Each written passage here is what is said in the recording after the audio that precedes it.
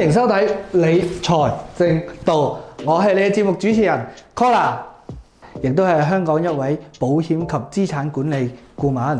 咁今次咧同大家咧講解下啦，點解內地高資產淨值嘅人士啊，而有資產嘅，點解會想嚟香港做一個資產配置呢？其實原因好簡單嘅啫。第一，香港咧冇外匯管制嘅，咁你可以隨時用銀行戶口啦換外幣、投資股票、基金等等。第二，香港咧係冇遺產稅，亦都冇資本利得稅。簡單啲講，你喺香港賺呢嘅錢，比喺內地交少好多稅㗎。第三就係香港嘅法律同國際接軌，而你喺香港擁有嘅資產喺好多嘅情況之下係受到法律多一重嘅保障。同埋依家好多內地嘅朋友啦，都會喺香港啦購買保險嘅喎。咁佢哋會買啲咩呢？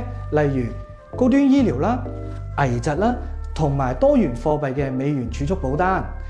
依家其實買完保險之後，可以喺內地用電匯直接交付保費。咁買咗保單之後咧，咁呢一份咧就係一個資產嚟㗎啦。喺香港係受到法律嘅保障，而且保單可以指定受益人，亦都可以咧作為一個資產承傳嘅一個工具。除咗買保險之外，高端嘅客戶咧，其實都仲會選用其他嘅工具。你又估唔估到係咩呢？做離岸公司同埋信託，往往都係一啲富豪做保護資產啦，同埋承傳嘅一啲工具。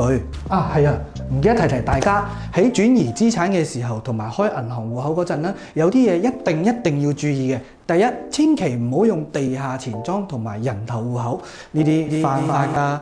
第二就係香港銀行啦，開戶口嘅要求啦 ，KYC 客人咧嘅要求十分之高啊！記得要提供翻啦你嘅資產證明要清晰啦，同埋你嘅流水帳以及報稅單。